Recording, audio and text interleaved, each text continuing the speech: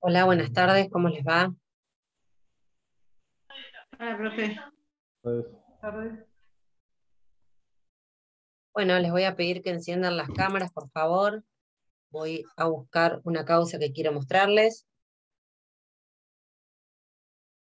El doctor Casas hoy me pidió que le subiera el Power de ayer y de la clase anterior de incidentes, así que ya lo pueden consultar mediante el campus virtual.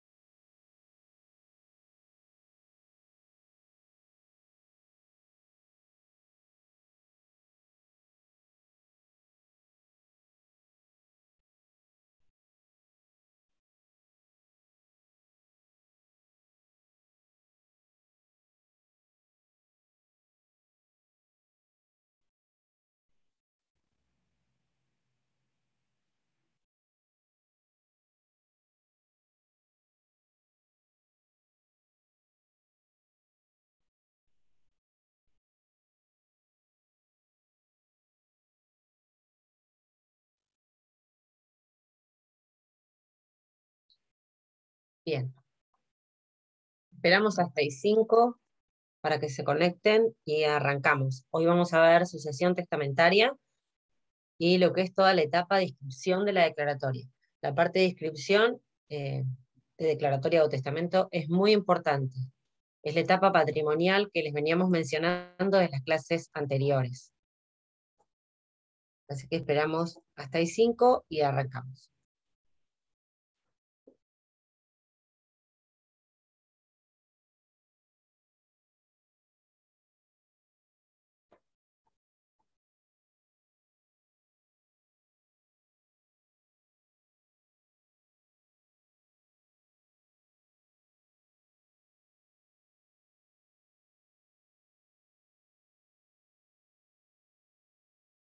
Mientras busco alguna sucesión que haya llegado a la etapa de inscripción.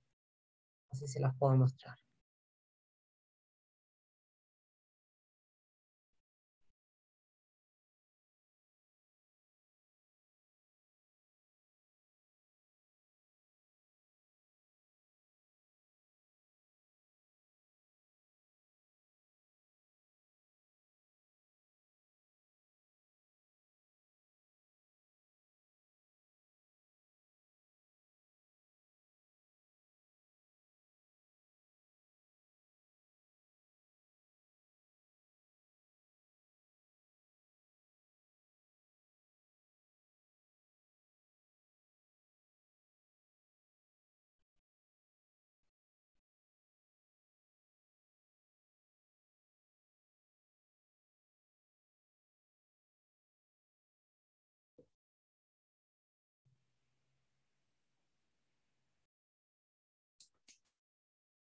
Bueno, voy a comenzar compartiendo pantalla con el Power para que sea nuestra orientación. Y arrancamos. Bueno, hoy nos toca ver sucesión testamentaria. Ustedes ya vieron en las clases anteriores todo lo referido a la sucesión ab intestato. Es decir, que existen dos tipos de sucesiones. Tenemos por un lado la ab intestato, que es la que vinieron viendo la clase anterior con el doctor Furundarena, y Pérez Belmonte, que es ab intestato es cuando no hay una declaración de voluntad del causante, entonces la ley es la que dispone cómo se van a repartir sus bienes y sus deudas. Ustedes recuerden que en la sucesión se transmiten no solamente bienes, sino también todas aquellas deudas que poseía el causante. Y testamentaria es cuando el causante sí ha manifestado su voluntad expresa respecto a cómo disponer los bienes luego de su fallecimiento. A su vez, la sucesión ab intestato puede conformarse en una herencia vacante, es decir, cuando el causante no dispuso de sus bienes y no aparece ninguno de los herederos llamados a la ley para esta sucesión, entonces el beneficiario de esa sucesión o quien se va a quedar con los bienes del causante y va a tener que pagar las deudas en su caso es el Estado. También puede haber un supuesto de sucesión mixta, es decir, que por un lado el causante tenga herederos forzosos, que son aquellos a los cuales la ley los llama a que se presenten para recibir los bienes del causante y que el causante no puede por su simple voluntad separarlos de la sucesión, y respecto de la parte que la ley le permite disponer, que haya hecho un testamento. Entonces se conforma lo que se denomina sucesión mixta, una parte ab intestato y otra parte testamentaria. A medida que vayamos avanzando vamos a volver sobre el tema. Y si no, la netamente testamentaria, que es cuando el causante sí dispuso de sus bienes. En cuanto al Código Civil y Comercial, no posee una definición exacta de lo que es una sucesión testamentaria, pero sí prevé la posibilidad de su existencia. Así dice en el artículo 2462, las personas pueden disponer libremente de sus bienes para después de su muerte, respetando las porciones legítimas establecidas en el título 10 de este libro. Los herederos forzosos y las porciones legítimas están relacionadas con los descendientes, ascendientes y cónyuges. La porción legítima de los descendientes es 2/3, por lo tanto, el causante va a poder disponer, si tiene herederos forzosos y son descendientes, solamente de 1/3 de esos bienes. Y ahí podría darse el supuesto de la sucesión mixta que yo les mencionaba. Por un lado vamos a tener declarados herederos a los descendientes, y por otro, el causante puede haber beneficiado a alguno de ellos con la porción disponible o a personas ajenas o terceros diferentes a los herederos. Si estamos en presencia de ascendientes y de cónyuge, un medio es la porción legítima de ellos, por lo tanto puede disponer del 50% de sus bienes, mediante testimonio otorgado por las solemnidades legales. En este acto también puede incluir disposiciones extrapatrimoniales. Respecto a las disposiciones extrapatrimoniales, no forman parte del proceso sucesorio. Es decir, no es que el juez va a tener que hacer que se cumplan estas disposiciones extrapatrimoniales. En cambio, si las disposiciones obligan a hacer determinada cosa o entregar determinados bienes a otros como un legado, ahí sí va a intervenir el juez. ¿Queda claro? No sé si me están escuchando o no, los veo. Algunos apuntan y otros no aparecen. Bien, bueno. Sí, profe. Perfecto. Seguimos entonces. Bueno, lo que sí podemos decir es que el testamento es un acto que contiene la justa expresión de la voluntad del causante respecto de lo que cada uno quiere que se haga con sus bienes una vez que falleció. Esa es una definición, puede haber 1000 definiciones, pero ustedes lo que tienen que saber concretamente es que es un acto, ese acto va a ser escrito, ahora vamos a ver los distintos tipos de testamento que hay, donde expresa la voluntad de qué hay que hacer con sus bienes o a quién le quedan sus bienes después de su muerte. Bien, ahora vamos a los tipos de testamento. Los tipos de testamento que conocemos son el testamento hológrafo, testamento por acto público, el aeronáutico y el consular. El aeronáutico y el consular no se usan directamente. Yo no he visto nunca, ni recuerdo que me hayan mencionado alguna vez. Ahora vamos a ver cuáles son los requisitos. Y el consular tampoco, porque también la persona que se domicilia en el extranjero válidamente podría hacer su testamento, conforme las normas de ese país y no ocurriría nada. Por lo tanto, es muy raro que se utilicen estos dos, pero los vamos a mencionar. El testamento hológrafo, el que es escrito de puño y letra del testador, y está fechado y firmado por él. Es decir, no tiene que escribir, no puede ser a máquina y después con firma de él, sino de puño y letra del testador.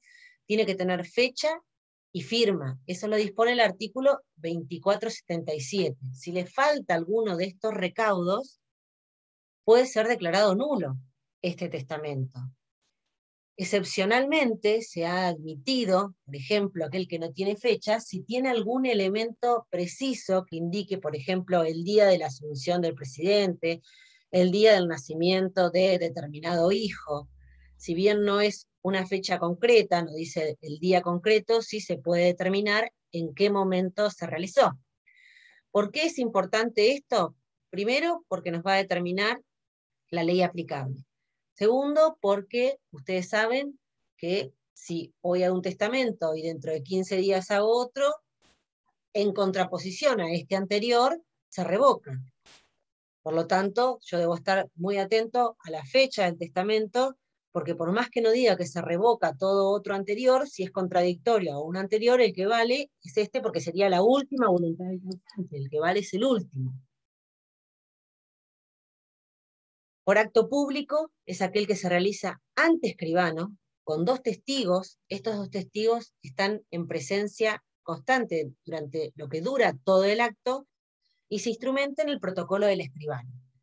Ahora bien, el futuro causante, es decir, el otorgante del testamento, puede dictarle al escribano su última voluntad, puede llevarlo por escrito, cuál es su última voluntad, y el escribano lo que hace es, frente a estos dos testigos que tienen que estar presentes en todo el acto, lo transcribe en el protocolo, y luego firman, por supuesto, los testigos, el escribano y el otorgante del testamento. Esto está regulado en el artículo 2479 del Código Civil y Comercial. Después tenemos el testamento aeronáutico, que es el que registra el comandante en los libros de la aeronave. ¿Por qué digo que esto no tiene ninguna otra formalidad que no sea eso? Ni tampoco hay una remisión del 85 del Código Aeronáutico, alguna norma del Código Civil y Comercial, como para ver cuáles son los otros requisitos de validez. Y les digo que no se usa nunca, porque tranquilamente la persona que se encuentra en un barco puede realizar un testamento hológrafo, sin necesidad de que se registre, y pasaría a ser un testamento hológrafo y no un testamento aeronáutico. Y el consular es aquel donde un argentino que se encuentra en un país extranjero, o un extranjero que vive en el país, lo realiza o lo confecciona ante un funcionario o cónsul, ¿sí? También con dos testigos. Ustedes van a ver que en el Código Civil y Comercial, no recuerdo ahora el artículo con precisión, un segundo que lo busco, es el 2646. Exacto, el artículo 2646 da todos los supuestos cuando el cónsul, si no está el cónsul, que lo puede hacer con otro empleado o ministerio del consulado. Bueno, tienen 10.000 opciones para hacerlo. Les repito, no es frecuente ninguno de estos dos, ni el aeronáutico ni el consular, pero yo se los tengo que mencionar para que ustedes tomen conocimiento. Voy a agregar el artículo para que después, cuando tengan el Power, puedan ir y buscarlo en el código. Yo esto voy rápido porque me voy a detener exclusivamente, todo el contenido ustedes lo tienen en la aula virtual, me voy a detener en lo que trae mayor dificultad o en lo que más nos interesa a nosotros, no solo a los fines del parcial, sino del ejercicio de la profesión. Bueno, con respecto a los testamentos, ya sea público o privado, tienen trámites comunes a la sucesión a intestato que ustedes estuvieron viendo ya la semana anterior. ¿Sí? Los trámites comunes son los del 724 del Código Procesal Civil y Comercial, donde ustedes en todos los supuestos no pueden iniciar una sucesión si no acreditan el deceso del causante. ¿Con qué lo acreditan? Con el certificado de defunción respectivo. No lo pueden acreditar con otra documentación que no sea el certificado de defunción. Ya se lo habrán mencionado mis compañeros de cátedra, por más que en otro momento se inscribían las defunciones en las libretas de familia, nosotros para iniciar un proceso sucesorio y acreditar el fallecimiento necesitamos el certificado de defunción debidamente expedido por el registro de las personas. Debemos acreditar la parte legítima del peticionario. Si estamos frente a un proceso netamente testamentario, el que la va a poder iniciar es el beneficiario del testamento, el albacea del testamento, que el albacea, no sé si ya lo vieron, es una figura de aquella persona encargada de hacer cumplir con la disposición de última voluntad del causante, que puede o no ser beneficiario del mismo. Quizás es un tercero ajeno que no tiene nada que ver, pero que el otorgante del testamento le confirió esa función de cuidar y cumplir con su disposición de última voluntad. También es parte legítima para iniciar la sucesión testamentaria, y también cualquier otro heredero forzoso, en el caso de que conozca que el causante otorgó un testamento. También hay que denunciar el nombre y domicilio de los restantes herederos, si los conocemos. Si desconocemos el domicilio, podemos hacer alguna investigación previa, como oficio a la Cámara Electoral. Si tampoco tenemos resultado ni del domicilio ni siquiera de los nombres, bueno, quedarán convocados mediante la publicación de edictos. Pero si ustedes al inicio de la sucesión conocen la existencia de otros herederos, deben denunciarlos, porque la citación a estos herederos es por cédula y no por edicto. El edicto es personas inciertas o con domicilio desconocido. Bien, también debemos solicitar oficio al registro de testamentos, pero ustedes me van a decir, pero ¿cómo? Si yo estoy iniciando una sucesión testamentaria, ¿por qué quiero oficiar al registro de testamentos? Bueno, primero para ver si el testamento está inscrito. En caso de que sea un testamento hológrafo, no va a estar inscrito, solamente estarán inscritos aquellos que inscribió el escribano, que serían los testamentos por escritura pública. Pero puede ser que yo tenga un testamento hológrafo, cuando libro oficio al registro de testamentos me entero que hay otro posterior, o uno anterior inscripto, y ahí el juez va a tener que solicitar, si se encuentra en el protocolo de algún escribano, solicitar que se reenvíe una copia del mismo, y si se encuentra ya en el archivo notarial por el tiempo, tendrá que oficiar al archivo notarial para que le remitan el testamento. Pero no se puede abrir un proceso testamentario si no tenemos a la vista el testamento. También se libran las planillas al registro de juicios universales para inscribir el inicio de la sucesión. ¿Y para qué sirve esto? Para que cualquier sucesión que se inicie dentro de la provincia de Buenos Aires, se inicie con posterioridad a la nuestra, sepa que hay un juez que previno, que ya abrió la sucesión, y que deberá remitir esa nueva para acumularse a la nuestra. Para eso se ordena el registro, la planilla al registro de juicios universales. Y por último, el informe al IPS. Todos estos, como ven, son recaudos comunes que también los vieron en la sucesión ab intestato. La única diferencia que tienen es que ustedes acá deberían acompañar el testamento, que ahora lo vamos a ver como requisito específico de la sucesión testamentaria, o denunciar la persona que lo tenga, o el lugar donde se encuentra. Bien. Esos, les repito, requisitos generales. Ahora vamos a los trámites propios de los procesos sucesorios testamentarios. Acá les hice como una división para que a ustedes les sea más fácil después para estudiar y completar todo. Lo que les mencionaba es que acompañar sí o sí el testamento o indicar dónde se encuentra. Esto va a diferenciar considerablemente cuál es el proveído que el juez va a dictar. Por ejemplo, si yo acompaño el testamento, directamente va a sacar el primer despacho, realizando todas las disposiciones pertinentes para avanzar en el proceso, y si yo solamente le indico que existe un testamento, pero que se encuentra en una escribanía, o que lo tiene alguna persona determinada, el juez, previo a proveer el escrito inicial de la sucesión testamentaria, va a mandar a pedir ese testamento. Bueno, acá dividimos según se trate de testamento hológrafo o público. Por supuesto que el testamento hológrafo nos lleva mucho más trabajo y mucho más tiempo que un testamento público. Los trámites comunes, obviamente, como los mencioné, de todo proceso sucesorio. El artículo 739 del Código Procesal ha entrado en contradicción con el nuevo artículo 2339 del Código Civil y Comercial. ¿Por qué?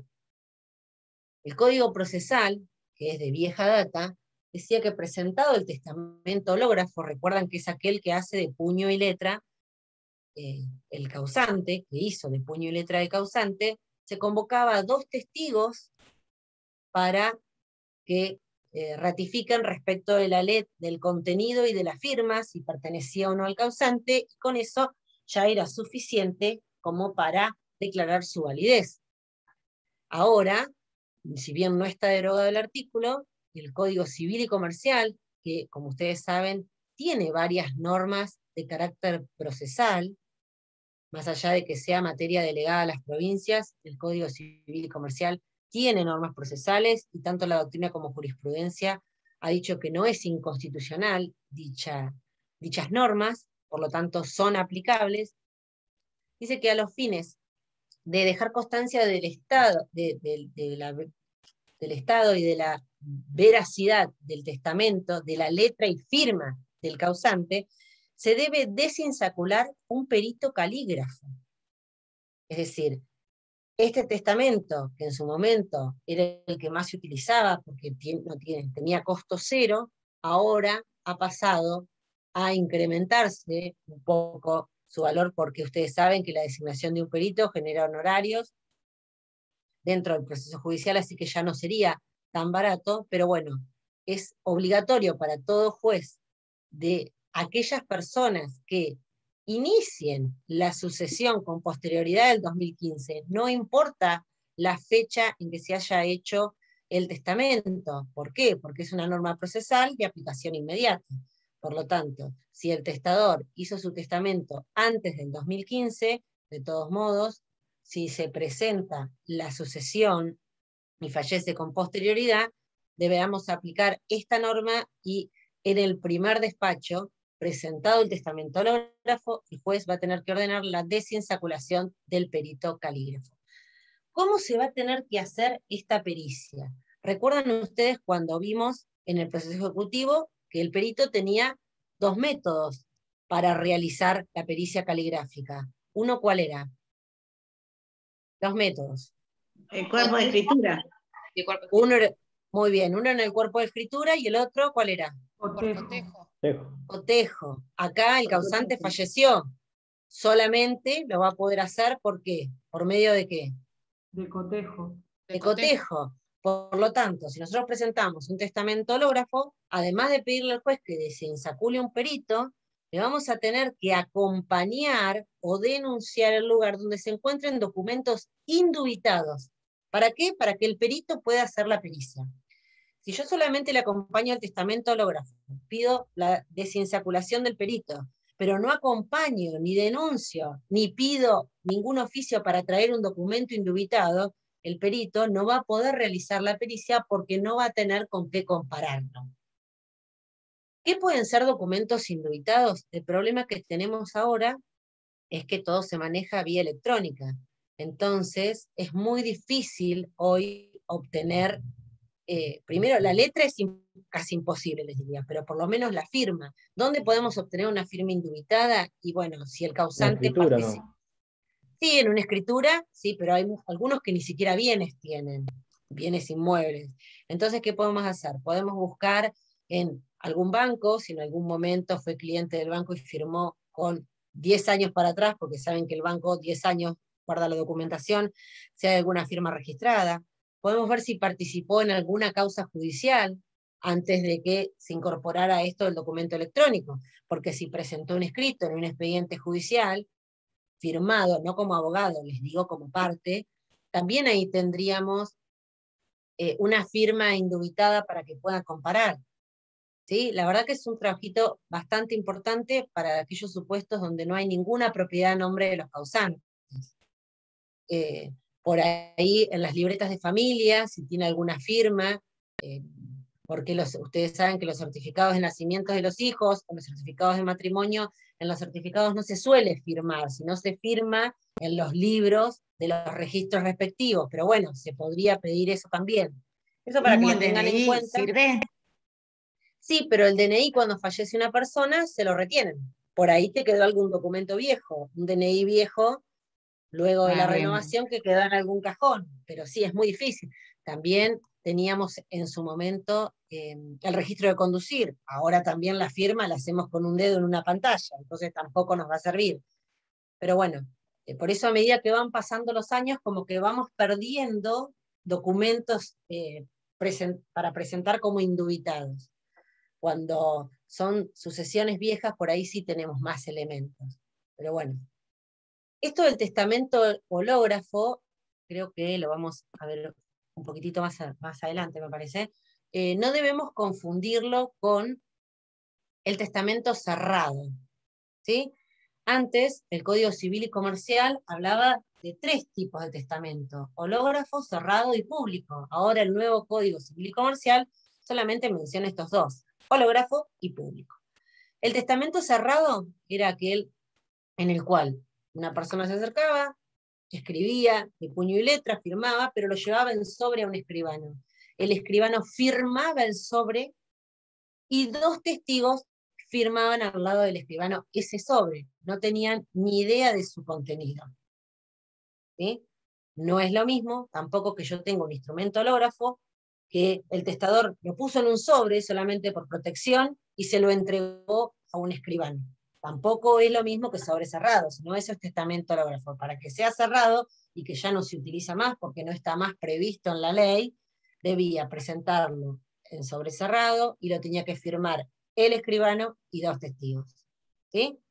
Por las dudas les hago esta distinción porque por ahí pueden llegar a encontrar bibliografía vieja y se les mezclen un poco los conceptos.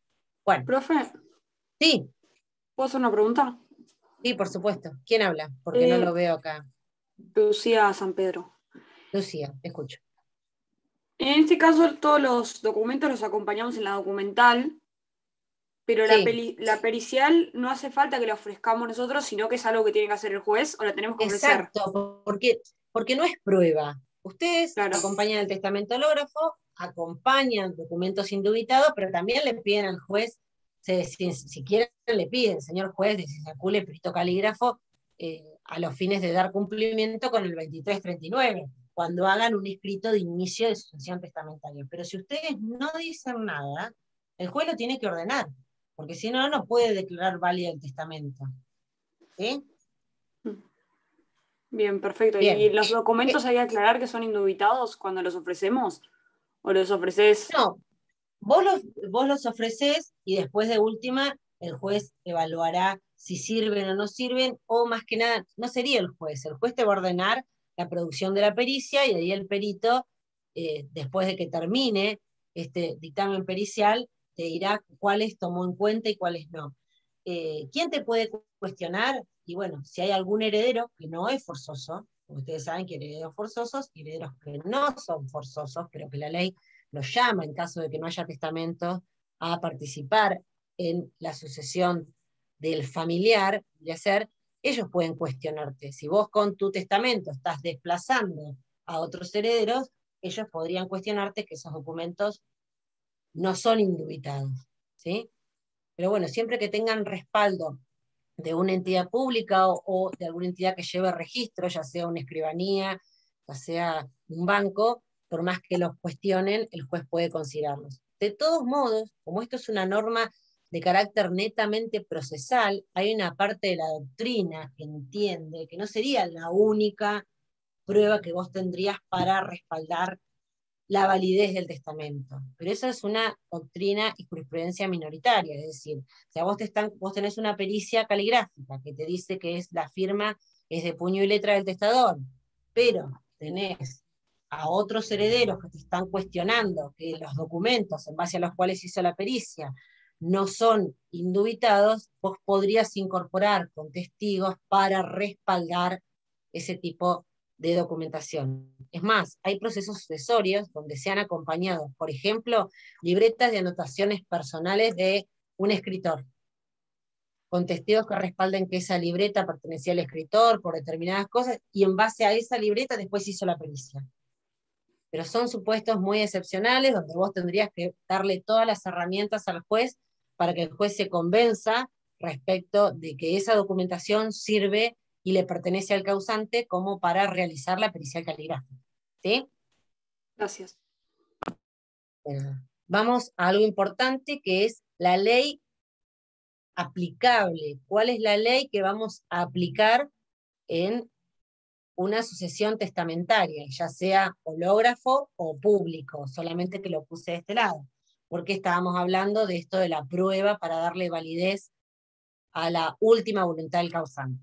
Respecto del contenido, la validez o la nulidad del testamento se juzga por la ley vigente al momento de la muerte del causante. Contenido, validez, nulidad se juzga por la ley vigente al momento de la muerte del causante. Si vamos a ver las formas, la exigencia de las formas del testamento se va a regir a la ley vigente al momento de testar. ¿Sí? Ahí tienen la diferencia. Por lo tanto, ¿Cómo? si vos vas a cuestionar el contenido, la validez o la nulidad del testamento, vas a tener que tener en cuenta cuál era la ley vigente al momento de que falleció. ¿Sí? Al momento de que falleció, ¿cuál era la ley vigente? Si vos vas a ver a las formas del testamento, a la forma en que hizo el testamento, vas a tener que tener en cuenta la ley vigente al momento de que testó. ¿Qué les puede pasar? Que una persona haya fallecido con posterioridad al 2015, pero realizó un testamento cerrado. Y hoy el testamento cerrado, ¿qué tendríamos que decirle?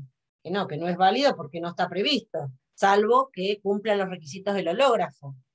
Pero si lo confeccionó con anterioridad al 2015, voy a tener que tener en cuenta el Código Civil para ver si cumplió con la forma que ese código exigía al momento en que lo hizo, pero respecto de la validez o nulidad del mismo, si lo cuestionan, voy a tener que tener en cuenta la ley vigente al momento que falleció. Aplicarían dos leyes. ¿Sí? No es que le vamos a tomar esto, ni mucho menos, no se asusten, porque hasta nosotros, desde el lado del Poder Judicial, todavía, si bien hace ya 6 años que está vigente el nuevo Código Civil y Comercial, tenemos dudas y tenemos que estudiar un montón al tiempo de ver cuál es la ley aplicable en determinados supuestos donde la obligación se generó antes de agosto del 2015 y las consecuencias son posteriores. Así que no tengan miedo, pero sí puede ser una pregunta no de ejercicio, sino una pregunta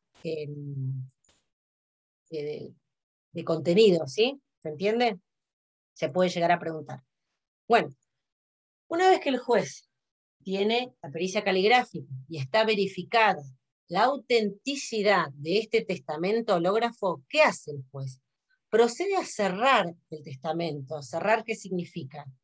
Le hace una raya al final y lo firma. Eso es rubricar. ¿Para qué? Para que no haya posibles agregados ni modificaciones después de que tenga un perito calígrafo que dijo que la letra y la firma pertenecen al causante. ¿Y qué va a hacer? Va a ordenar la protocolización. ¿Qué es la protocolización? Es remitir ese escrito de puño y letra del causante, lo va a remitir a un escribano, que lo van a designar las partes, puede ser el que ellos quieran, no es que se va a desinsacular de la lista oficial, sino que los mismos interesados o beneficiarios del testamento le van a decir cuál es el escribano interviniente, el juez lo va a designar para que quede formalizado dentro de la causa, y le va a remitir el testamento de puño y letra para que él lo protocolice, es decir, lo transcriba en su protocolo notarial. ¿Esto para qué es? Es a los fines de la protección, para que no se pierda, para darle más respaldo a este testamento.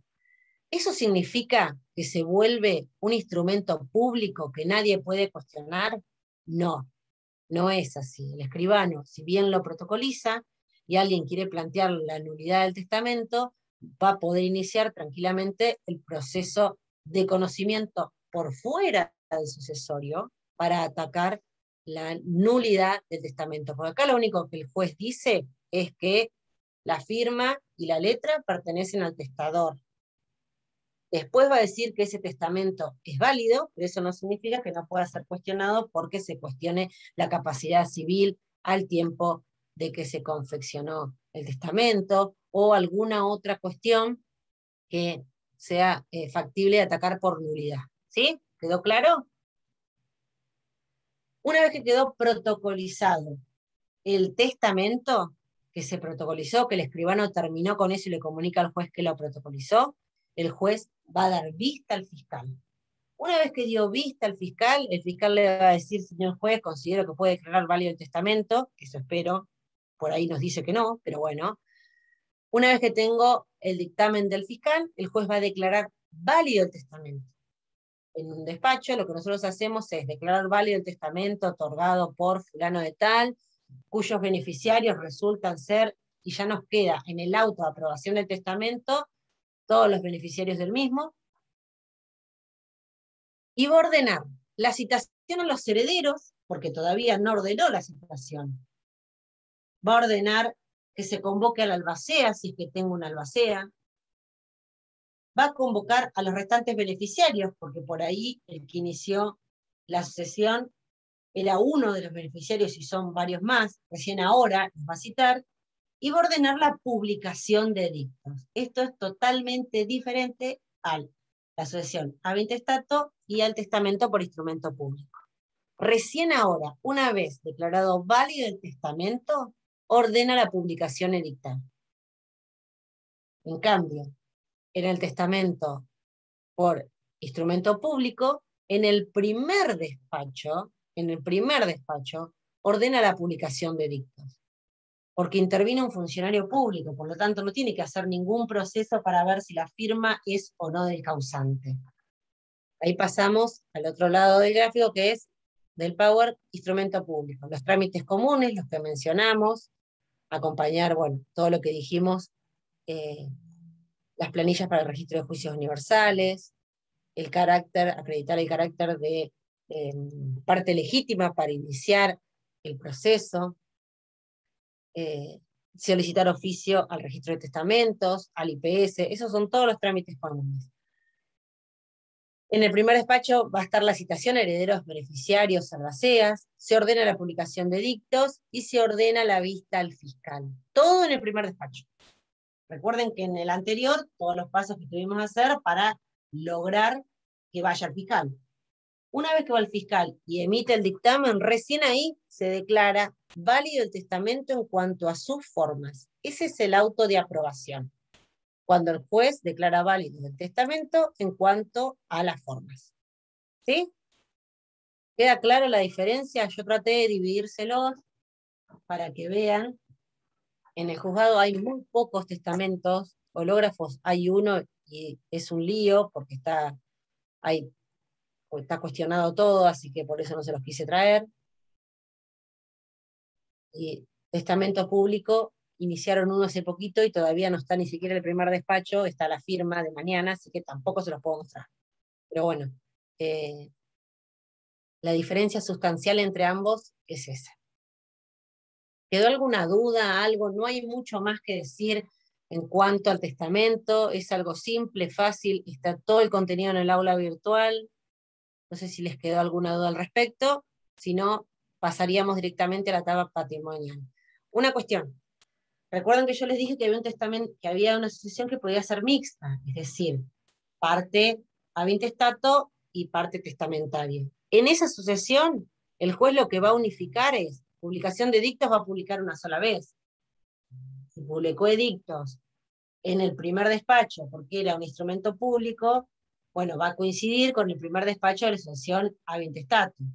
Si era el testamento hológrafo, lo que va a hacer el juez, si ya ordenó en el primer despacho, porque le iniciaron los herederos forzosos y además había testamento, una vez que declare válido el testamento, no va a volver a ordenar la publicación de edictos, porque ya se ordenó la publicación de edictos para herederos y acreedores del causante.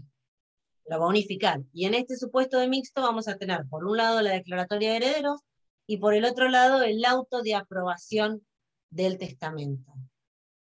El testamento puede ser a favor de una persona ajena, recuérdenlo, o puede ser que el causante haya querido beneficiar exclusivamente a uno de sus herederos. ¿Sí? Eso no lo olviden. Bien. ¿Dudas, consultas? Si no, pasamos a la etapa patrimonial, que es la que mayor complicación tiene. ¿No? ¿Tan claro quedó? Muy bien. Voy a mirar a ver quién está. Pocos están. Pocos están presentes. ¿Seguimos? Sí, profe. Sí, profe. Bueno. Bien. Etapa patrimonial de inscripción. Esta etapa es común tanto para el testamentógrafo como, para la sucesión testamentaria como para la ave intestada. Esto es para todo. Una vez culminada la etapa personal, que es esa que yo le digo, la etapa personal es desde el inicio de la sucesión hasta la declaratoria de herederos, o desde el inicio de la sucesión hasta la declaración de validez del testamento, comienza esta etapa patrimonial. El requisito indispensable de la etapa patrimonial, para abrir la etapa patrimonial, tengo que denunciar bienes. ¿Recuerdan que yo les había mencionado que para el inicio de la sucesión ave intestato no era necesario denunciar los bienes, que solamente los denuncio a los bienes si le tengo que pedir al juez alguna medida urgente, o si los denuncio como estrategia para que después me regulen honorarios, pero que no es un requisito para el inicio de la sucesión? Bueno, en esta etapa, si yo quiero abrir la etapa patrimonial, y quiero que el juez considere que mi trabajo fue abrir la etapa patrimonial, tengo que denunciar los bienes de la sucesión. ¿Sí? ¿Cómo se denuncian los bienes de la sucesión? Los vamos a tener que denunciar mediante una declaración jurada. Mediante una declaración jurada. ¿Cómo se hace la declaración jurada? Bueno, es un formulario que ustedes pueden descargar. Está en la página del Colegio de Abogados, también está en la página de ARBA, porque es la declaración jurada a los fines del pago de la tasa de justicia. Esa declaración jurada, ese formulario, solo lo firma el abogado y la hace el abogado. En esa declaración jurada lo que van a tener es un apartado que es el referido a los inmuebles, otro referido a los muebles registrables y uno tercero que es respecto de muebles en general que no son los registrables. Con respecto a los bienes inmuebles, ustedes van a tener que detallar toda la nomenclatura catastral, es decir, circunscripción, parcela, todos los datos identificatorios del inmueble, el porcentaje que se transmite. Ustedes recuerden que en las sucesiones se transmiten todos los bienes propios y el porcentaje de los gananciales, ya sea ganancial inscrito a nombre del causante, o sea, ganancial que está inscrito solo a nombre del otro cónyuge, pero que en la sucesión se transmite el 50%, aunque no figure a nombre del causante. ¿Sí? Y ahí vamos a tener que detallar también, en la declaración jurada patrimonial, vamos a tener que detallar la evaluación fiscal del bien inmueble, y en su caso, del automotor cuando lleguemos al automotor. Además de todos estos datos del inmueble y de la evaluación fiscal, que voy a tratar de ubicar ahora una declaración jurada patrimonial para compartírselas, le van a tener que agregar, porque así lo dice el Código Fiscal, el 10% de la evaluación fiscal en concepto de bienes presuntos, de bienes muebles presuntos, porque el Código del Legislador interpreta que si hay un inmueble, hay un porcentaje de bienes muebles adentro, sin distinguir si se trata de un lote de terreno baldío o edificado. Por lo tanto, ustedes, ya sea que tengan edificado una propiedad o que sea un terreno baldío, siempre le agregan a la declaración jurada patrimonial el 10% de muebles presuntos. Eso respecto de los bienes inmuebles. Ahora pasaríamos a la segunda parte de esta planilla. Si me dan un segundo, voy a tratar de ubicar alguna, porque sería más fácil. A ver si acá encuentro alguno. Y si no, me voy a ir directamente a alguna sucesión que yo conozca. Una de las primeras. y puedo encontrar una declaración jurada patrimonial que ya esté confeccionada. Lo que pasa es que a veces no está bien confeccionada. Transferencia, bueno, si acá tengo transferencia significa que voy a tener una declaración jurada. ¿Ustedes están viendo mi pantalla o todavía no? El Word se está viendo. El PowerPoint, perdón. El Power, bueno, ahora les voy a compartir esta otra, pero denme un segundo que ubique. Porque si es muy viejo, no la tengo digitalizada. Entonces, todo se complica un poquito más. Préstamo.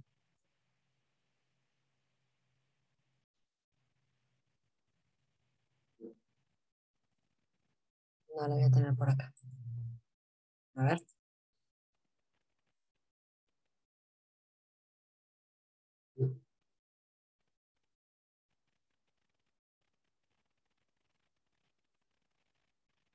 Bueno.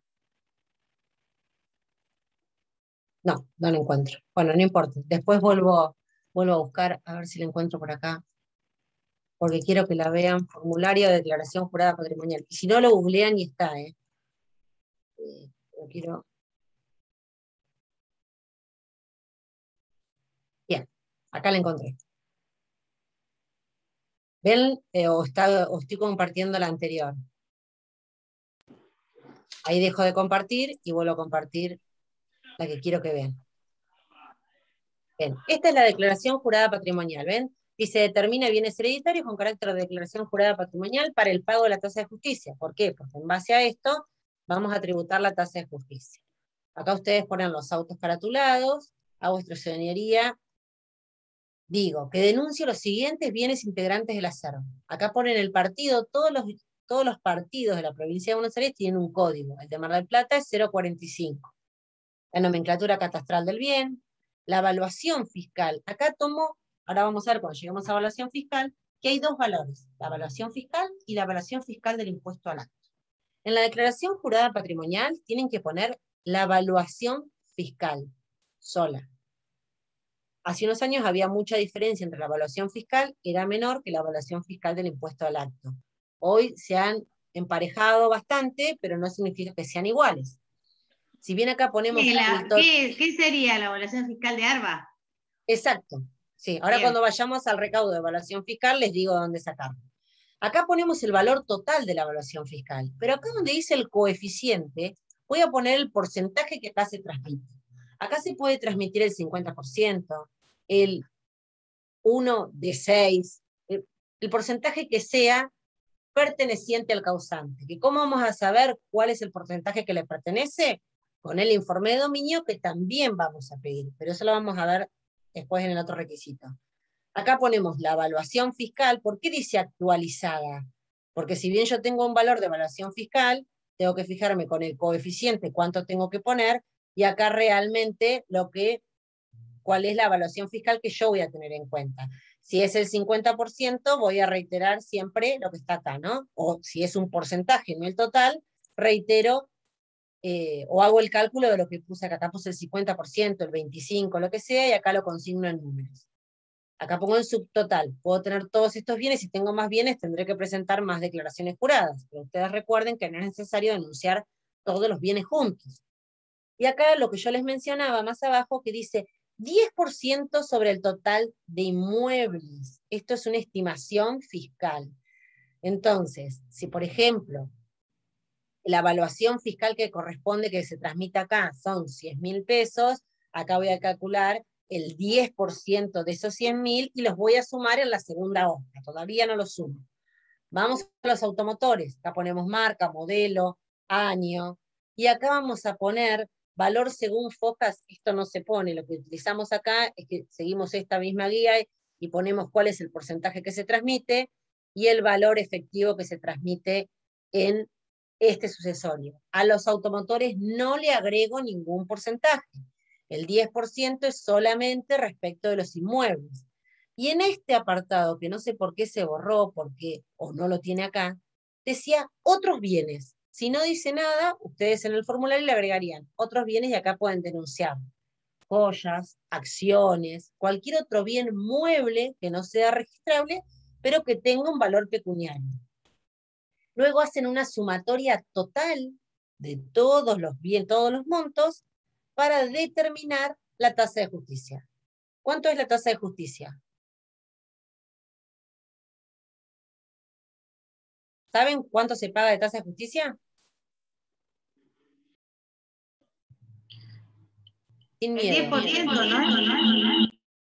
No, es el 2,2% del valor de todo el acervo sucesorio. El 2,2%. Y a ese 2,2 se le hace un 10% de sobretasa. Es lo mismo que pagamos al principio del proceso ejecutivo, ¿recuerdan? El mismo porcentaje, pero ahora lo vamos a determinar con esta declaración jurada patrimonial. Y acá, ¿por qué digo que la tiene que hacer el abogado? Porque dice, firma del profesional y sello del profesional. No necesita la firma de los herederos, sí para presentar el escrito, por supuesto. ¿Sí? Bien, ahora voy a volver a compartir la pantalla del Power.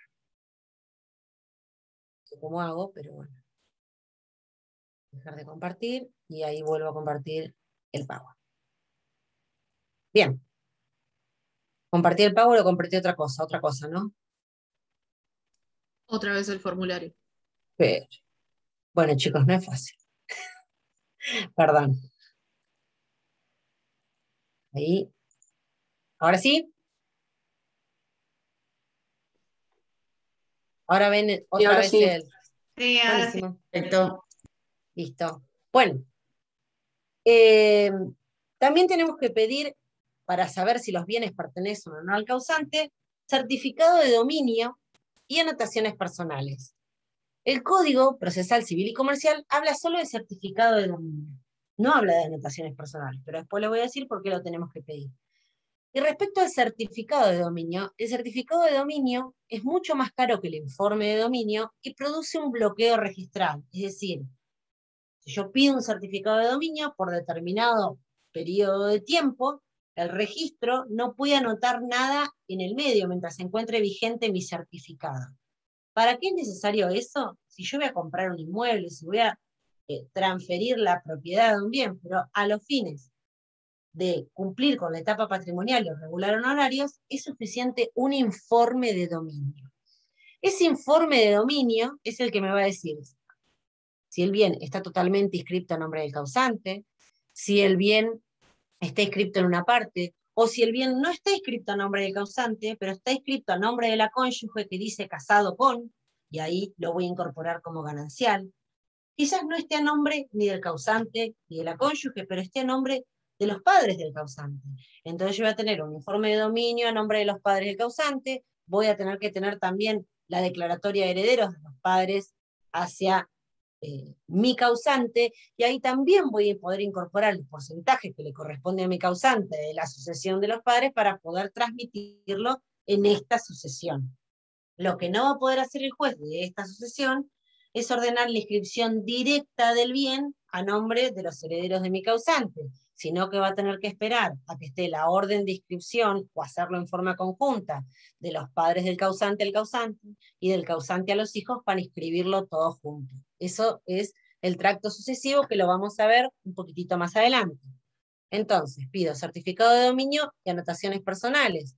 Anotaciones personales porque la ley 17.801 dice que no se puede inscribir, ni modificar, ni transmitir ningún bien si no pido un certificado de anotaciones personales, que es el que me va a decir si el causante puede o no disponer de sus bienes.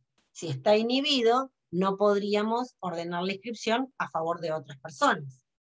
Esto también está discutido por una parte de la doctrina, aunque la Cámara Departamental no acepta esa discusión, porque dice, si acá los herederos no solo adquieren los bienes, sino las deudas del causante, y está inhibido, ¿por qué no puedo anotar el nombre de los herederos si los herederos también van a responder? ¿Qué dice la Cámara Departamental? Sí, perfecto, eso es correcto, pero si los herederos lo venden a una tercera persona de buena fe y los herederos no están inhibidos, el acreedor pierde la garantía de su crédito o pierde la posibilidad de cobrar su deuda. ¿Sí? Por lo tanto, vamos a pedir Certificado de dominio, certificado de notaciones personales. Ambos tienen una vigencia de 90 días. Si en 90 días el juez no reguló honorarios y no ordenó la inscripción, voy a tener que pedir unos nuevos, porque puede haber habido alguna modificación. Informe de evaluación fiscal. Esto es lo que hablábamos hoy, que esto se saca... Sí, Perdón, una consulta. Si nosotros no sí. conociéramos todos los bienes a nombre del causante y tuviéramos que pedir un índice de titularidad, ¿este también Sí. produce bloqueo registral? No, el índice de titularidad no. Lo único que produce bloqueo registral es el certificado. Y los certificados los piden los escribanos. Ok, entonces después Más de que nada. conocerlos, ¿habría que pedir los certificados de cada uno de los bienes? Exacto, certificado de dominio de cada uno de los bienes. Y anotaciones personales del causante es uno, que se dirige al registro de la propiedad inmueble de la provincia de Buenos Aires, sección anotaciones personales. Porque no hay un registro de anotaciones personales. ¿Sí? Es sección anotaciones personales dentro del registro de la propiedad inmueble. Informe de evaluación fiscal. Bueno, informe de evaluación fiscal, tanto si es un automotor como un inmueble, se lo vamos a pedir a ARBA. ¿Sí? ARBA nos va a dar la evaluación fiscal de los bienes. Si es un automotor de más de 10 años, quizás ya no tengamos la evaluación fiscal en ARBA porque está municipalizado. Entonces, ¿qué tendríamos que hacer? Tendríamos que acompañar tasaciones de concesionarias de autos que nos digan cuál es el valor de esos rodados, que termina siendo ya no una evaluación fiscal, sino más vale un valor de venta de esos vehículos. Pero igual siempre es menor al valor de venta real. Estamos con un inmueble, cédula catastral. Y acá tenemos un tema. La cédula catastral no la piden todos los juzgados, porque no es un requisito que surja del Código Procesal ni el Código Civil, sino es más que nada la ley de catastro provincial. La ley de catastro provincial dice que no se puede inscribir ninguna modificación dentro del registro de la propiedad si no se hace una cédula catastral. La cédula catastral es de las medidas y las edificaciones y cerramientos que puede tener una propiedad. En nuestro juzgado no la pedimos, en el juzgado 14 no se pide, en el 13 tampoco. Sé que en el 5 la pedían en su momento, en el 3. Por lo tanto, ustedes, tanto en el examen pongan cédula catastral, aunque no en todos los juzgados se pide. En la práctica profesional, averigüen en el juzgado antes de decirle a su cliente que tiene que hacer una cédula catastral, porque esto es muy caro hacer la cédula catastral. Y quizás hacen la cédula catastral para inscribir la declaratoria o el testamento a favor del beneficiario y después la venden y tienen que hacer una nueva. ¿Sí? Entonces, ustedes para el examen pongan cédula catastral, aunque no todos los juzgados se pide, y para el ejercicio de la profesión averigüen en cada juzgado antes de pedirle a su cliente que confeccionen una cédula catastral. ¿Sí? Bien, la declaración jurada patrimonial que yo les mencioné al comienzo, ¿por qué? Porque tendríamos que tener primero todos estos datos, informe de dominio, evaluación fiscal, para poder confeccionarlo. Pero bueno, es la forma que tengo para denunciar los bienes. Una vez que tengo todo esto listo, que le presenté todo esto al juez, voy a pedir la regulación de honorarios profesionales. ¿Tengo que tener paga la tasa para pedir la regulación de honorarios profesionales? No, no es necesario tener paga la tasa. Lo que sí voy a necesitar es certificado de dominio y evaluación fiscal y declaración jurada patrimonial. Nada más. Tampoco necesito anotaciones personales y tampoco voy a necesitar cédula catastral. Les repito, para regular honorarios necesito declaración jurada patrimonial, certificado de dominio y evaluación fiscal. Con eso el juez me regula honorarios. Ya vamos a ir a la regulación, pero quedemos acá. Regulados los honorarios, para poder inscribir la declaratoria o el testamento en el registro respectivo, o para que si tengo fondos, dinero de cuentas y demás, que también va en la parte de atrás de la declaración jurada patrimonial que yo les mostré, voy a tener que tener pagos los honorarios y los aportes previsionales del abogado. pagar la tasa de justicia, que era el 2,2% de la declaración jurada patrimonial, y la contribución del 10% de ese 2,2%. Y presentar la declaración jurada del impuesto a la transmisión gratuita de bienes y su pago. ¿Qué es esta declaración jurada del impuesto a la transmisión gratuita de bienes? Bueno, esto se hace desde la página de ARBA. Para todos aquellos fallecimientos que operaron a partir del 1 de enero del 2011, debe realizarse esa declaración jurada desde la página de ARBA, denunciando los bienes que integran el acervo sucesorio, y ahí ARBA va a sacar una planilla que nos va a decir si hay que pagar algo, porque según quiénes sean los beneficiarios del testamento o los herederos declarados, es el porcentaje que deben tributar como impuesto. Muchas veces no tienen que tributar nada por el valor de los bienes. Y me va a decir el monto, o si no tengo que pagar nada. Y eso le tengo que presentar al juez. Es decir, no hay un formulario en sí, sino tienen que meterse en la página de ARBA, ir cargando todos los datos que le piden, y según el resultado de esa declaración jurada, es lo que le tienen que presentar al juez. Si la declaración jurada dice que tienen que pagar, además de la declaración jurada, el comprobante de pago. Si la declaración jurada les da que tienen que tributar 0, solamente acompañan la declaración jurada del impuesto a la transmisión gratuita de bienes. ¿Por qué se tiene que presentar así? ¿Es necesario denunciar todos los bienes? No. Recuerden que yo les mencioné que no es necesario denunciar todos los bienes juntos. Por eso, esta declaración jurada del impuesto a la transmisión gratuita de bienes debe confeccionarse y presentarse en ARBA todas las veces que denunciamos bienes. Porque quizás respecto del primer bien que declaramos no tengo que tributar nada, pero si sigo sumando bienes con el transcurrir de los años, en algún momento algo voy a tener que tributar, algo voy a tener que pagar. Bien. Orden de inscripción. Una vez que el juez verifica que están pagados los honorarios y los aportes del letrado, que se pagó tasa sobre tasa de justicia, que se trajo la declaración jurada del impuesto a la transmisión gratuita de bienes, que me acompañaron informe de anotaciones personales, ahora sí necesito el informe de anotaciones personales, que me acompañaron la cédula catastral. Profe, Sí. disculpa, me perdí. Sí.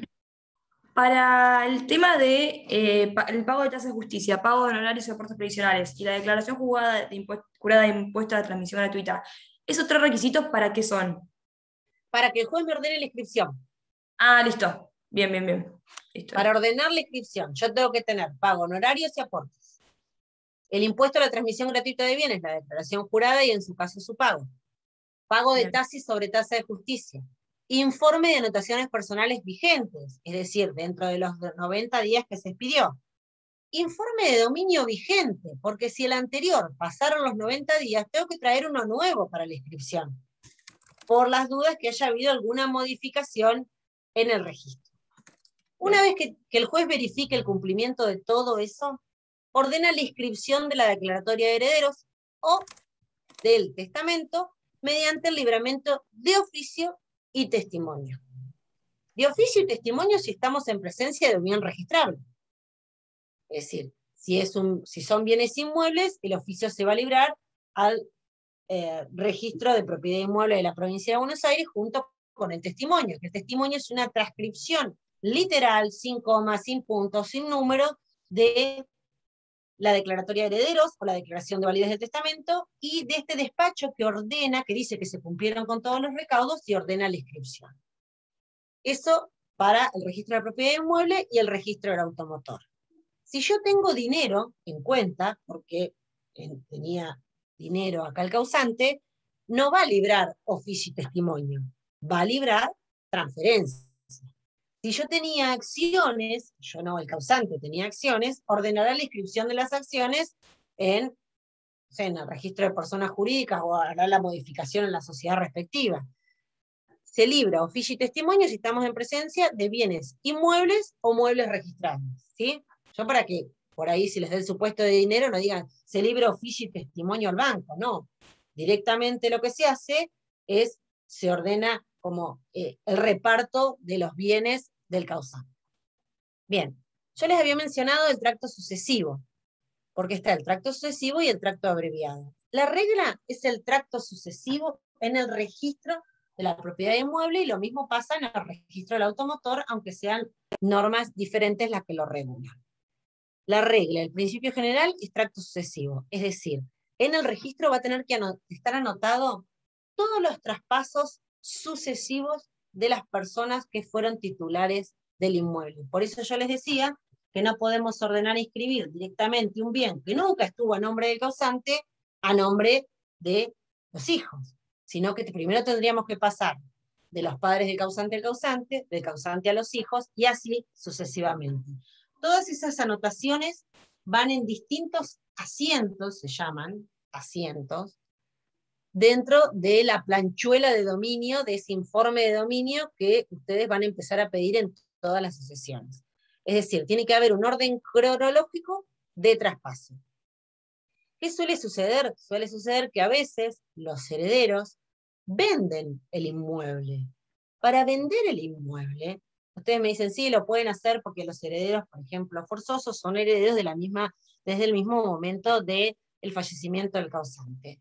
Sí, lo pueden vender, pero después tienen un problema, porque empiezan a apurar la sucesión, porque no tienen la orden de inscripción a su favor. Recién podrían vender con la orden de inscripción a su favor. Podrían vender los bienes integrantes del acervo sucesorio. En esos supuestos, el registro habilita el tracto abreviado, es decir, ¿pasa directamente del causante al comprador?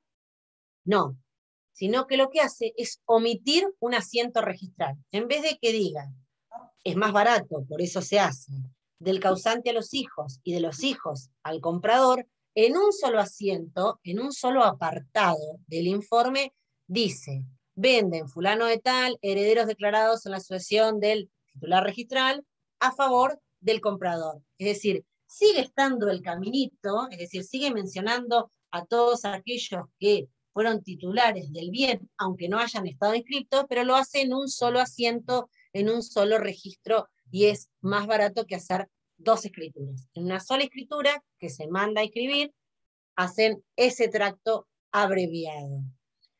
Hay juzgados que cuando denuncian la venta solicitan la inscripción por tracto abreviado y los jueces los ordenan al tracto abreviado. Otros juzgados que no, pero no porque esté mal, sino porque el tracto abreviado es un acto administrativo del registro y lo hace el escribano. El escribano mismo solicita la inscripción por tracto abreviado, porque una vez que el juez ordena el libramiento de oficio y testimonio, ustedes pueden inscribir directamente oficio y testimonio o llevarlo a un escribano para que les haga la escritura de la propiedad. Porque si no, nunca van a tener escritura de la propiedad. Si bien van a tener el oficio y testimonio escrito, van a salir dentro del informe de dominio, que son los titulares registrales del bien, nunca van a tener el título de propiedad. Entonces van al escribano, el escribano confecciona la escritura, haciendo referencia de toda esta transmisión que yo le digo, y si lo vendieron, directamente en esa misma escritura dicen que los herederos le venden a fulano de tal, y solicita la inscripción por tracto abreviado. ¿Sí? Esto está en la ley 17.801. Es la ley del registro de la propiedad inmueble. También están en las normas técnico-registrales. Lo que ustedes tienen que saber es que no puede ordenarse la inscripción a favor de una persona salteándose alguno de los titulares registrales del medio, ¿sí? Salvo que pidan la inscripción por tracto abreviado y así se ordene y se inscriben al registro. ¿Sí? ¿Quedó claro? Sí, profe, ¿con la declaratoria de herederos basta Sí. para eso o hay que esperar a la partición? No, son dos cosas distintas. Si vos tenés la declaratoria de herederos solo, el escribano no puede hacer nada, porque tienen que estar regulados los honorarios, pagada la tasa. El juez tiene que ordenar la inscripción de la declaratoria de herederos. Con solo la declaratoria no basta. El juez tiene que sacar un despacho que ordena la inscripción. ¿Cuándo culmina el proceso sucesorio? ¿Cuando se inscribe la declaratoria del testamento o cuando se hace la partición?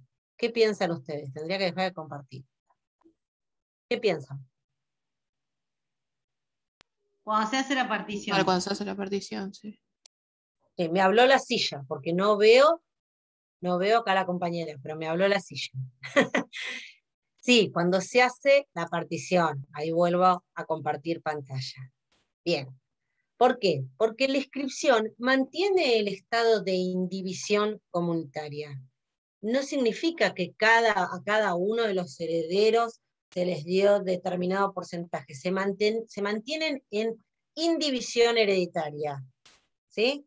A los fines, mira que mal puse partición, pero bueno, a los fines de tener por terminada la sucesión, tiene que haber partición. Muchas veces se confunde la inscripción con la partición. ¿Por qué? Porque ya se le asigna determinado porcentaje a cada uno de los herederos y puede ser considerado que esa es la partición.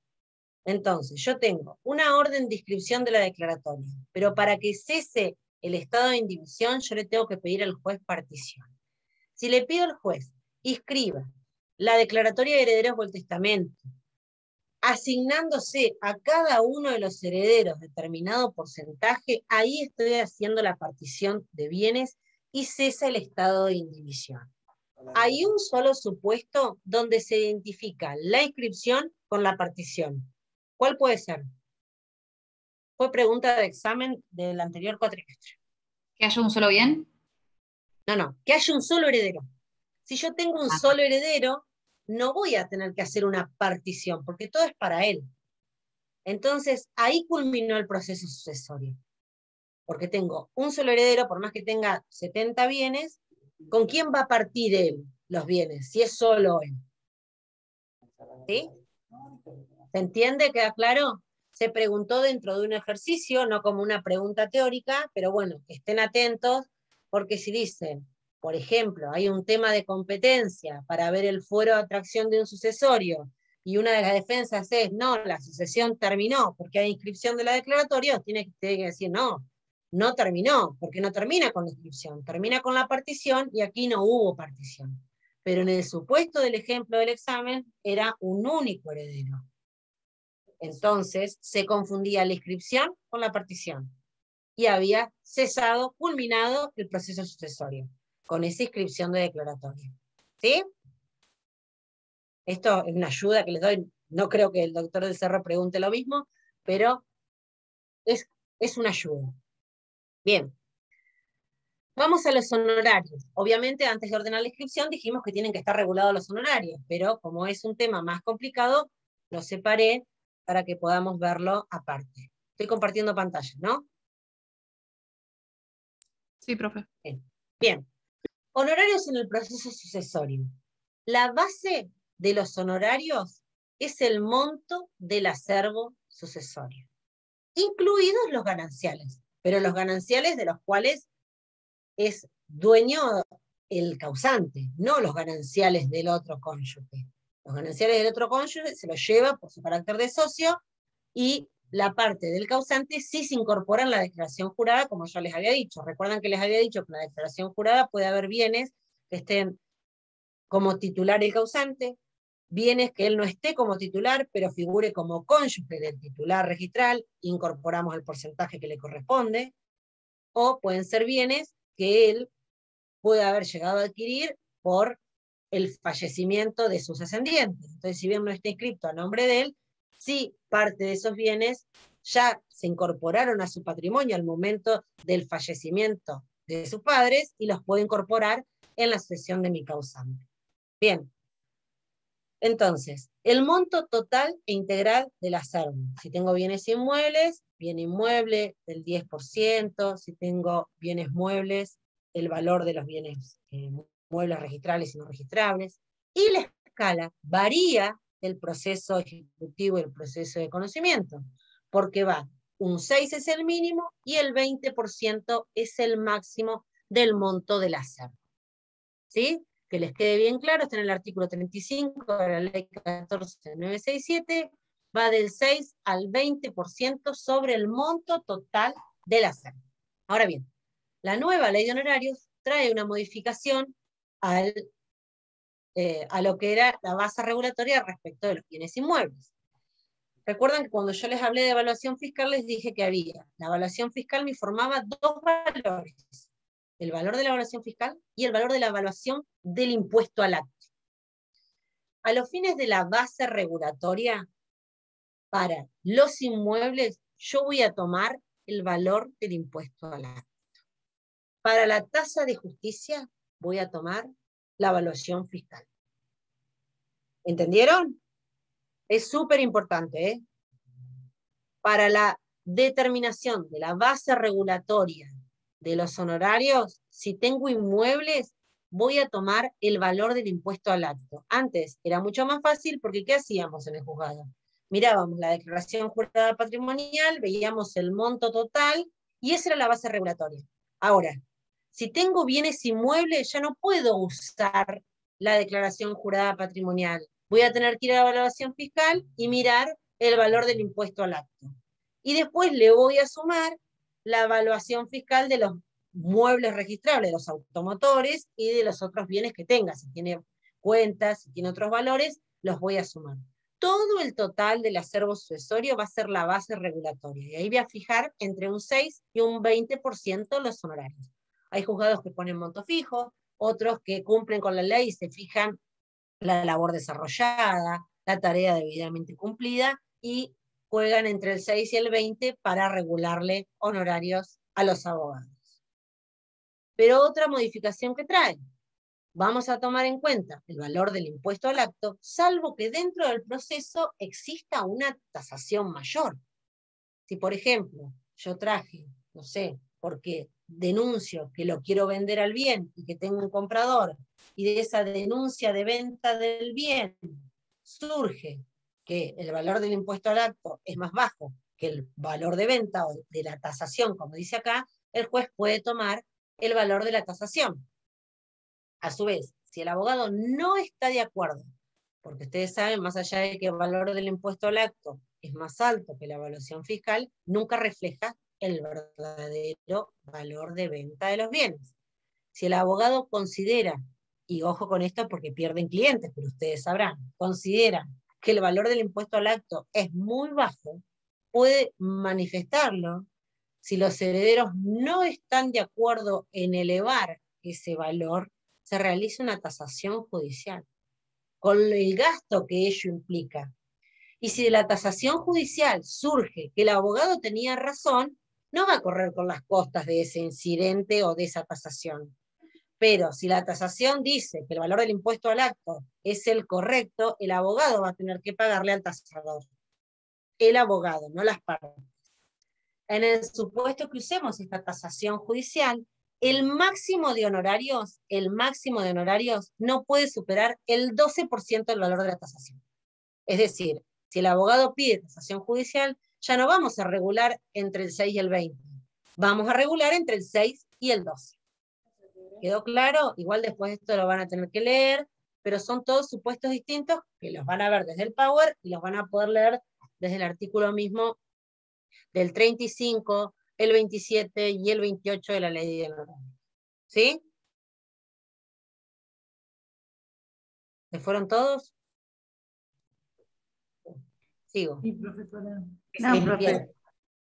Bueno, otra cosa muy importante en cuanto a la regulación de honorarios es cuando interviene más de un abogado. Si ustedes intervienen como únicos abogados en todo el proceso sucesorio, el artículo 28 de la ley 14967, al igual que el del 8904, decía que el proceso sucesorio tiene 3 etapas.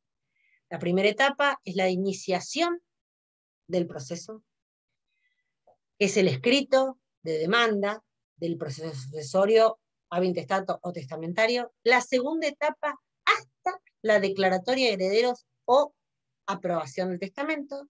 Y la tercera etapa, la descripción. Y además, dice que el que inició el proceso se lleva 1/4 de la regulación. El que llegó hasta la declaratoria de herederos se lleva 1/4 de esa etapa.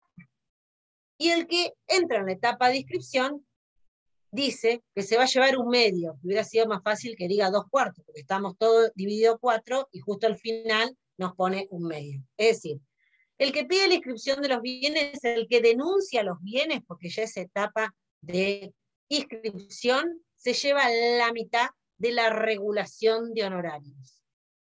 El que le inicia se lleva un 25%, el que llega hasta la declaratoria de herederos o aprobación de testamento, otro 25%. Si ustedes son los únicos herederos, no importa. Los únicos abogados no importa, porque yo qué voy a hacer. Por ejemplo, me regularon el 15%, bueno, ese 15% me lo llevo todo. Pero si hay más abogados, ese 15% lo voy a tener que dividir a la mitad. Y a su vez, una de esas mitades la voy a volver a dividir en dos. Y voy a tener que repartir entre todos los abogados que participaron. Pero esperemos un poquito acá. Si participó más de un abogado, antes de la regulación de honorarios, hay que clasificar tareas. ¿Por qué? Porque hay trabajos que hacen los abogados que son de carácter común y deben pagarlo todos los herederos, aún aquellos que no lo eligieron como abogado, y hay tareas de carácter particular que son de beneficio exclusivo del heredero que solicitó los servicios del abogado. Entonces, previo a regular honorarios, ustedes van a tener que presentar la clasificación de tareas. Y ahí van a tener que decir, ¿cuáles son las tareas de carácter común? El escrito de demanda es de carácter común, porque beneficia a todos los herederos. El que hizo la publicación de edictos es de carácter común, porque también beneficia a todos. El que libró las planillas también es de carácter común. El que pidió la declaratoria de herederos y después le proveyó la declaratoria de herederos o aprobación del testamento, es de carácter común. Los de carácter particulares son, denuncia a un heredero, solo beneficia al heredero que denunció, denuncia, no sé, un legado, pide un préstamo, o solicita algo, una certificación exclusiva para su heredero, esas son de carácter particular, y eso va a tener que pagarlo el cliente que solicitó los servicios de ese abogado. Entonces, van a presentar la clasificación de tareas donde van a dividir. Por ejemplo, la doctora Fabio tiene el 100% de la primera etapa, que es el inicio. La doctora Zampini tiene en la segunda etapa un 30%, porque hizo este trabajo y lo comparte con la doctora Fabio en el otro 70% que hizo estos trabajos, todos de carácter común. A su vez, la doctora Fabio tiene tareas de carácter particular, la doctora Zampini tiene tareas de carácter particular. De esa clasificación de tareas se corre traslado a todos los abogados y a todos los herederos en el domicilio real. Una vez que notificamos a todos, el juez va a aprobar mi clasificación de tareas si está bien hecha o la va a modificar, si ve que hay alguna cuestión, y una vez aprobada la clasificación de tareas, recién ahí regula honorarios. Y ahí va a regular. Por ejemplo, si dijimos que la doctora Fabio había hecho el escrito de inicio, por lo tanto la etapa de iniciación, un 100% es para ella. Le voy a dar un cuarto del total de la regulación. Es decir, si hice el 15% del acervo sucesorio, le voy a dar un cuarto de ese 15%. Si la doctora Zampini, vamos a suponer, hizo toda la segunda etapa, le voy a dar un cuarto a la doctora Zampini, pero si lo compartió con la doctora Fabio, voy a tener que dividir ese cuarto de acuerdo a la clasificación de tareas. Si yo había dicho que un 30% había hecho Zampini y el 70% había hecho Fabio, ese un cuarto divido 30 y 70. Todos los números que nosotros como abogados nos espantan, bueno, a mí me encantan, pero las caras de ustedes no dicen lo mismo, lo vamos a tener que aplicar acá. Y por último también lo vamos a hacer lo mismo con la etapa de inscripción. En el campus virtual, en el aula virtual, tienen un ejemplo con números que les puede ser más fácil. Pero yo como acá justo me tocó virtual y no puedo escribirlo, no voy a poder escribir, hacerle los números y explicarlos, preferí hacérselos, dividirlo acá en el Power, y ustedes cuando lo vean del campus les va a parecer Buena más pregunta, fácil. profe. ¿Va a ser tema de, Sí. tema de pregunta esto? No creo que les hagan regular honorarios haciendo Claro. clasificación de tareas, pero Por eso. sí les pueden se puede llegar a No, preguntar sí, eso preguntar si intervino cuánto le más de un corresponde, sí. abogado, si intervino más de un Eso sí. abogado, entonces vos vas a tener que hacer todos los pasos que necesita para regular honorarios. Te pueden preguntar y vos tenés que decir, tengo que presentar clasificación de tareas, correr traslado a los Está bien, registrados, bueno, o qué porcentaje corresponde por cada etapa, eso también se puede preguntar, no números, Sí. no les vamos a pedir ningún, sería una locura pedir un cálculo, ¿sí? Pero bueno, es un tema que se suele tocar en los parciales. Bueno, vamos a los supuestos especiales. Si el acervo está compuesto por un solo bien que constituyó el hogar conyugal y conserva el destino de vivienda familiar, es decir, los que se quedan viviendo en el hogar es el cónyuge, ascendientes o descendientes, que fueron declarados herederos, la base es la evaluación fiscal al impuesto al acto y el mínimo de la escala, 6%.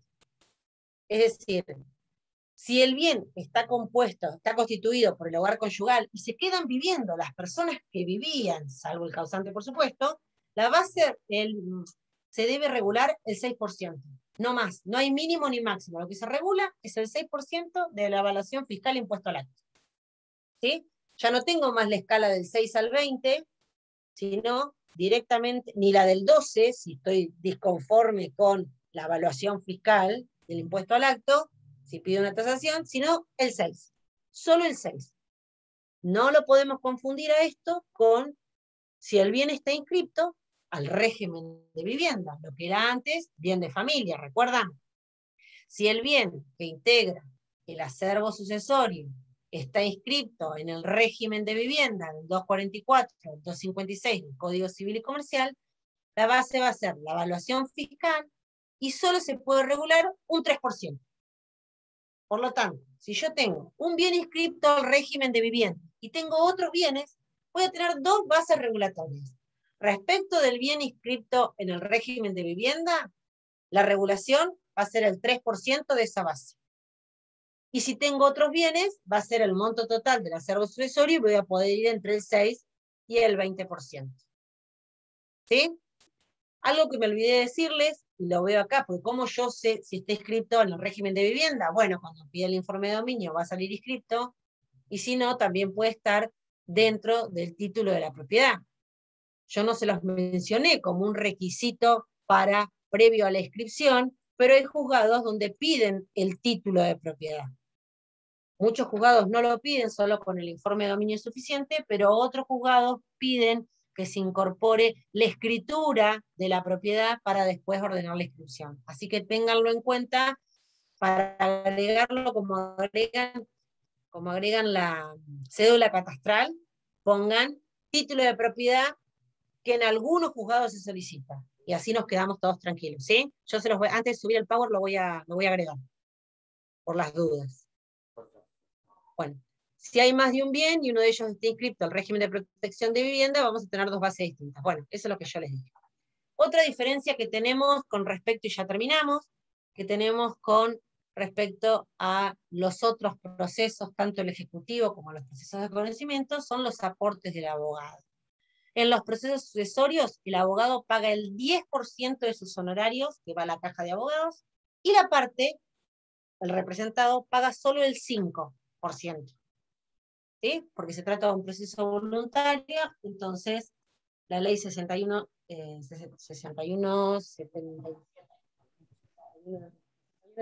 perdón. 67-16. Bien, el 10% a cargo del letrado y un 5% a cargo del representado. Eso que les quede bien claro, porque esto también puede ser materia de pregunta o de algún ejercicio que les digan qué debe encontrarse cumplido para ordenar la inscripción del bien. Bueno, tienen que saber que debe estar pago los aportes previsionales y distingan 10% del letrado y 5% del representado. ¿Puede haber pactos sobre honorarios en el proceso sucesorio? ¿Pueden pactar las partes, los honorarios, el abogado con los herederos, el monto que le van a regular? ¿Qué opinan? Y algunos los pactan. Sí, se puede, siempre que sea dentro de los límites de la escala legal. Pueden pactar los honorarios, pero después de todos modos va a tener que regular en base a lo pactado, siempre que esté entre el 6 y el 20, o si hay tasación que no supere el 12, si es un bien que constituye el hogar conyugal, tiene que ser un 6, y si está inscrito al régimen de vivienda, tendrá que ser un 3. Sí, puede haber pactos sobre honorarios, siempre dentro de los límites de la escala legal. ¿Y pacto de cuota litis? ¿Vieron pacto de cuota litis o todavía no vieron eso? Sí, tienen que haber visto cuando vieron horarios. No hablo mucho, Jurundarena, del pacto de cuota litis. Les Pero cuento. sí, pero puede haber. No. Es importante ¿No? distinguir contrato de honorarios y pacto de cuota litis. Son los primeros artículos de la ley de honorarios. Sí, de la ley de honorario. Bien, el pacto de cuota litis, ¿qué es lo característico? Que hay un alia, hay un riesgo, que no se sabe si va a ganar o no. Entonces, Sí, en los daños y ¿qué hace el perjuicios abogado? se hace Claro, mucho eso. pero en un juicio sucesorio no hay alia, no hay contradicción. Ah, está bien. Entonces, el abogado ya sabe que se va a inscribir a nombre del heredero, que el bien va a pasar a nombre del heredero. Por lo tanto, no podría hacerse un pacto de cuota litis. Si se hizo un convenio de cuota litis y piden la homologación, el juez tendrá que rechazar la homologación del pacto de cuota litis porque no hay alia en el sucesorio, no hay riesgo, pero si reúne los recaudos para ser considerado un convenio de honorarios, lo tendrá como un convenio, pero no como pacto de cuota litis. Claro, como convenio para después pagar los honorarios en cuotas, y eso sí lo puede hacer. Sí, no, eso lo de las cuotas es una forma de pago. El convenio de honorarios se hace al monto. Vos pactás con tu cliente cuánto El te va a monto. pagar. Por ejemplo, vos decís, no sé, 30.000 pesos. Y el juez se va a fijar si esos 30.000 pesos están dentro de la escala. Están legal. dentro de la escala. Te lo va a homologar al Bien. pacto. La forma de pago ya es otra cosa que el juez ni siquiera tiene necesidad. Pero no de la homologar. podés plantear dentro del convenio honorario, sí. Sí, podés plantear Porque yo a lo he la forma visto. de pago. Sí, Está sí, bien. se puede plantear, pero al juez lo que le interesa es ver si los honorarios están dentro o no Claro, sí, de la escala. Bueno, terminamos. Cualquier duda, consulta, saben, y después repaso el Power, corrijo las modificaciones y se los subo. Bueno, Bueno, gracias, profe. Gracias. De nada, hasta Abrazo. luego. Gracias.